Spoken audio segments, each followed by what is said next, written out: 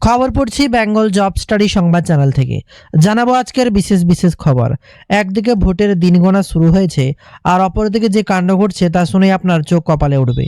কেন্দ্র বাহিনী প্রবেশ করেছে বাংলায়, সবচেয়ে বেশি পূর্ব মেদিনীপুর, আর তারপরে একের পর এক জেলা জুড়ে ছড়িয়ে পড়েছে কেন্দ্র বাহিনী। আর এমনই সময় ভোটের ফাইনাল লিস্ট প্রকাশ করেছে নির্বাচন কমিশন। তাতেই নজর পড়ছে, সবাই নিজের নাম খুঁজতেই ব্যস্ত। তবে যে খবর গোটা দেশকে কাঁপালো, দুবাই, আর সেই দুবাইতেই ইরানের ড্রোন হামলা, তাতে একের পর এক মৃত্যু, তছনছ হচ্ছে গোটা দুবাই। শুধু এতেই থেমে থাকেনি, গোটা পরিস্থিতিকে আরও ভয়ঙ্কর করে তুলেছে একের পর এক খবরে। কি ঘটছে আজকের সারা বাংলায়, কখনো ভূমিকম্প, কখনো বা পরিস্থিতি আরও উত্তেজিত, সমস্ত খবর এক ঝটকায় জানাবো আপনাদের চ্যানেল বেঙ্গল জব স্টাডিতে। তাই অবশ্যই যারা ভিডিওটি লাইক করেননি, আর এক মুহূর্ত দেরি না করে এক্ষুনি ভিডিওটি লাইক করে প্রচুর পরিমাণে শেয়ার করে দিন, তাতে প্রত্যেকের লেটেস্ট খবরগুলো জানতে এবং বুঝতে সুবিধা হবে। এবার আসছি আজকের বিশেষ বিশেষ খবরে। কোথায় কি কাণ্ড ঘটলো, এইমাত্র যে খবরের দিকে তাকিয়ে রয়েছে আজকের পরীক্ষা। কি পরীক্ষা? Group C. আর তাতেই পরীক্ষায় বসছেন 8 লক্ষ পরীক্ষার্থী। তবে নিষেধাজ্ঞা কঠোর। আজকের পরীক্ষাতে বেশ কিছু গুরুত্বপূর্ণ নিষেধাজ্ঞা জারি করা হয়েছে। তার মধ্যে অন্যতম হলো কোনো রকম বুট পরে আসা যাবে না, পায়ে রাখতে হবে সাধারণ চপ্পল বা হাওয়াই চটি। বাংলার মুখ্যমন্ত্রী মমতা বন্দ্যোপাধ্যায় যেখানে সারা জীবন নাকি হাওয়াই চটি পরে কাটিয়ে দিলেন, এবার পরীক্ষার্থীদেরও সেই হাওয়াই চটি পরেই যেতে হবে, তা নিয়ে সোশ্যাল মিডিয়া তোলপাড়।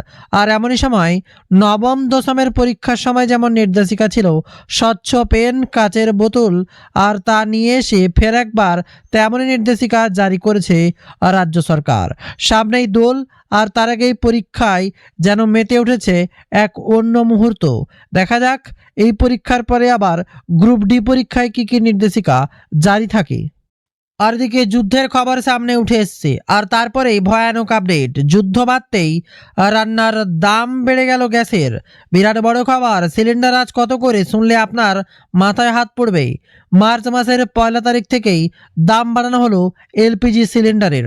বিশেষ করে প্রতি মাসের 1 তারিখেই একের পর এক দ্রব্যের পরিবর্তন হয়, আর এবার রান্নার গ্যাসের বিরাট পরিবর্তন। মাসের শুরুতেই বড় ধাক্কা। সিলিন্ডার পিছু 31 টাকা করে দাম বাড়ছে। ভোট আসতে দাম কমার কথা, তার বিপক্ষে আবারও দাম বেড়ে গেল। একই কাণ্ড হচ্ছে বাংলায়। জানা গিয়েছে 19 কেজি বাণিজ্যিক সিলিন্ডারের দাম 31 টাকা বাড়ানো হয়েছে। এবার 19 কেজি সিলিন্ডারের পিছু দাম পড়বে 1875 টাকা থেকে 50 পয়সা। আজ থেকেই নতুন দাম কার্যকর হবে বলেই খবর।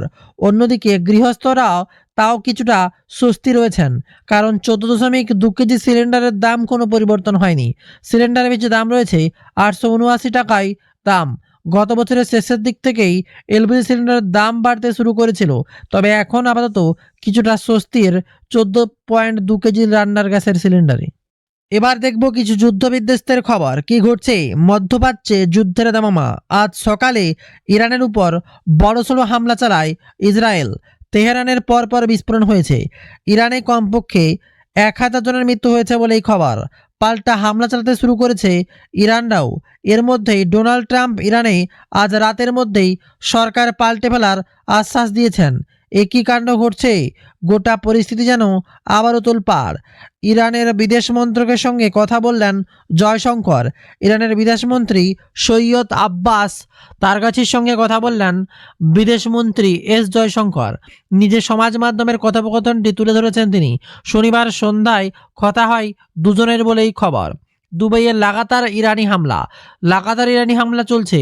মিসাইল ও ড্রোন হামলায় জ্বলছে দুবাইয়ের একাধিক হোটেল ও আবাসিক বিল্ডিং। দুবাইয়ের বিমানবন্দর পুরোপুরি বন্ধ করে দেওয়া হয়েছে।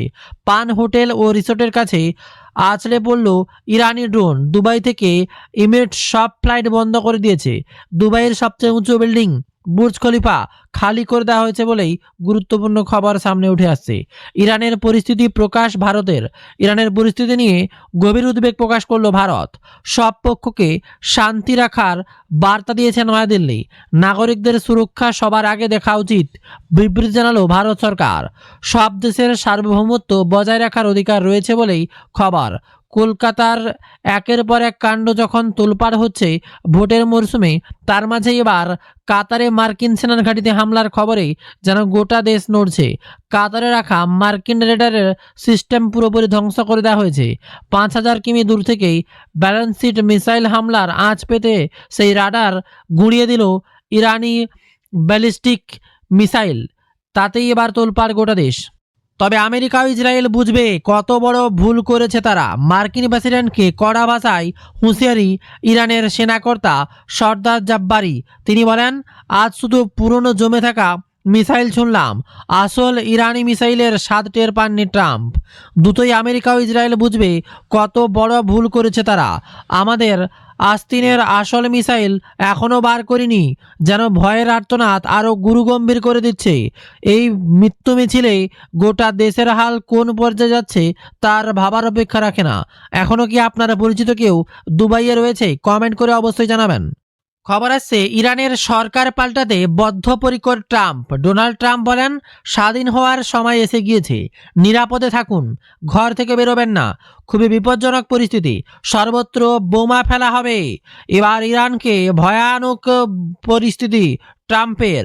অপারেশন এপিক ফিউরি, ইরানের উপর ইসরায়েলের যৌথ হামলা চালিয়েছে।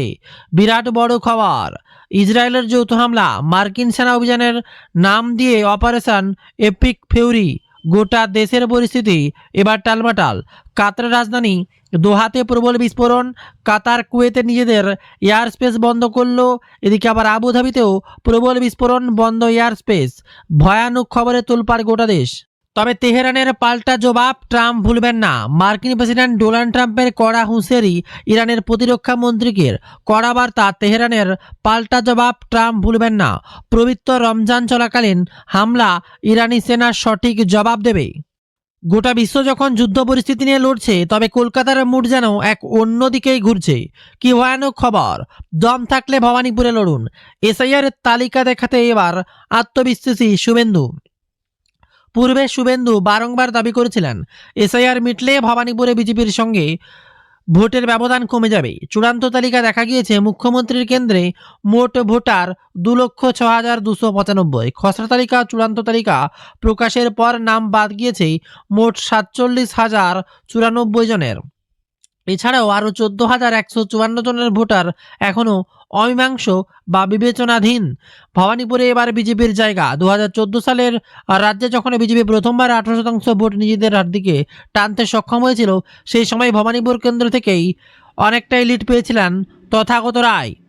আর এবার শুভেন্দু অধিকারী সেই ভবানীপুর নিয়ে একের পর এক কড়া আওয়াজ তুলছেন। শুভেন্দুর দাবি, যেভাবে ভোটার বাদ গিয়েছে তাতে বোঝাই যাচ্ছে মাননীয়া জিতছেন কিভাবে। মমতা বন্দ্যোপাধ্যায়কে বোল্ড আউট করতেই হবে, একেবারে বোল্ড আউট করতে হবে। শুধু তাই নয়, তৃণমূল সুপ্রিমোকে ভবানীপুরে দাঁড়ানোর চ্যালেঞ্জ ছুড়ে দিলেন তিনি। বিরোধী দলনেতা দাবি করেন, যদি দম থাকে ভবানীপুর ছেড়ে পালাবেন না, একদম পালাবেন না। দম থাকে তো ভবানীপুরে লড়বেন। বিরাট বার্তা এবার শুভেন্দুর, কড়া চ্যালেঞ্জ মমতা বন্দ্যোপাধ্যায়কে।